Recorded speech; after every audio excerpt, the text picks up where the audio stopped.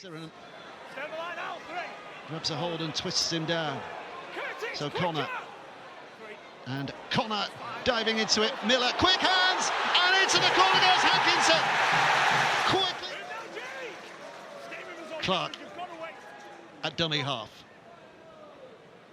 Knowles inside for the newly arrived George Delaney from the interchange bench. The only recognised front rower on the bench for St. Helens. It's clear. Tackle 5. Wellesby sticks it up there. Oh, didn't quite get there. It's a good chase and a flick away. Marvin Knowles kicks it on. Lomax is in pursuit. He dives on and scores. We're going for the big screen. Of course we're going for the big screen. It's kicked before it hits the ground, so we can run it through, please. To the Lomax then takes possession and grounds the ball. I viewed the angles I need. I've made my decision. And that is the response tonight, but at the moment it stands at all levels. Well, it's a high kick, and the competition between Curtis Sirenen and Ryan Hall is won by Sirenen. Ryan Hall thinks, I'll let the big back rower catch it at the last fraction of a second, but of course he's a big man, he can't handle him. Offload to try and make something of Palacia. That's a good effort and a flick away, and Jenkins was alive to that and cropped away, and MacDonald now with a sweeping run and has found the try. Pushing forward. O'Connor behind Lissoni into Croft. Connor again, and Handley. Oh, it's just completely opened up. Ash Handley was wondering what came next, and suddenly had a look, and there was nothing in front of him. Johnny Lomax is pointing to the screen. The referee has not gone for the video ref. It is a captain's challenge.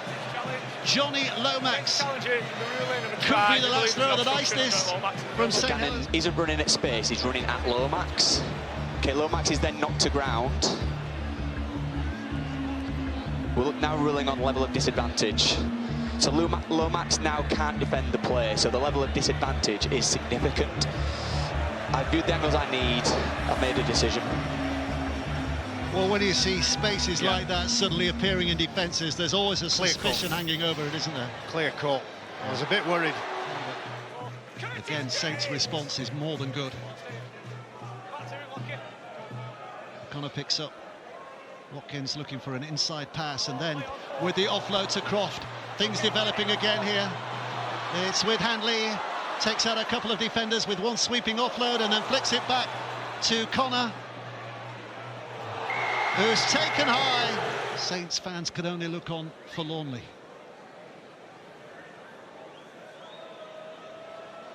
Calm head, cool mind, true boots, over it goes. Whitley, Saylor, Bell, and now Wellesby. Obstructive line, so he has to take the tackle. And that was the 5th. Last play, last chance for Saints. Bell, Lomax, Saylor, good hands, Bedison, cuts, reaches, scores, I think, has he? Has he got there? It's a matter of millimetres. Oh, he had a very good view. Pause it there, pause it. Go back, please, go back. Okay, the ball is on the line. I viewed the angles I need, I've made my decision.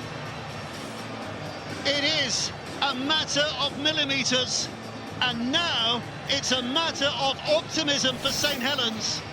Their season is still alive. The road to Old Trafford is still open. Try confirmed. Was certain the ball was put down on the line. Desperation in defence from Leeds Rhinos. A step, a twist, a turn.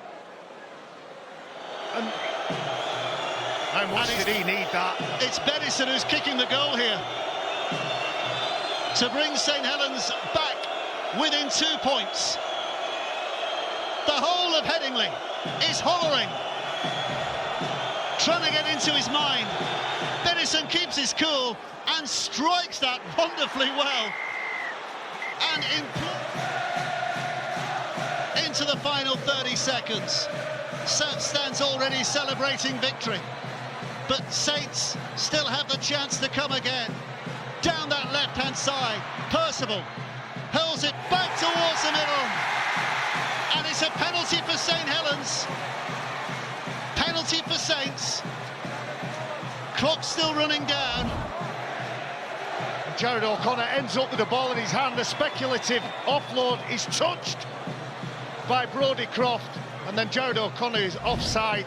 Well, he had no choice. Do they kick for goal here? Do they even think about kicking, but it's too far? Well, if they'd have got Surely that drop too ball, far. Dave, that you dismissed, they wouldn't have had the option. Well, the hooter sounds, but there's still a play to go. Still a play to go. Lomax sticks it out of play. So a season of 27 rounds. It's going high. And here in the playoffs, and it comes down to this last play as to which team goes on from here. Saylor. This now is Wellesby. Lomax is involved. Lomax out wide. Leeds desperate to put hands on bodies to stop things from happening. Whitley, Saylor. It's with Robertson. Cuts back on the inside. So many bodies ahead of him. Roberts for the outside. Ducks underneath tackles. Robertson plays it back. A flick back to the middle. Whitley now. Lomax. Oh, they're going to score. They're going to score. It's going to be a dive for the line for Shane Wright. Have you ever seen anything like that? That is utterly extraordinary. Look at the reaction. Shades of white to west from St. Helens. That is unbelievable. That is literally unbelievable. Never right off the Saints. Paul Wellens and the rest of St. Helens go the other end of the field to celebrate with the fans. Even Brian Carney can't believe it. First try for St. Helens, and Shane Wright has just written his name into St. Helens legend. Disbelief everywhere at this stadium this evening. Well, count the offloads in this. It goes from one side to another, and every St. Helens player in motion, wary, hungry, offering themselves. And Leeds Rhinos players doing their absolute best. He had the biggest involvement. Harry Robertson almost found some space, and it's that offload with 4, 5, 6 defenders around him. And Dennison is about to take the kick. Dennison has missed the goal, but that doesn't matter. That does not matter. Well, what an extraordinary way to win a game. Paul Wellens has been involved in so much as player and coach down the years, but I don't think he's had an emotional high quite like that. Headingley is stunned, utterly stunned.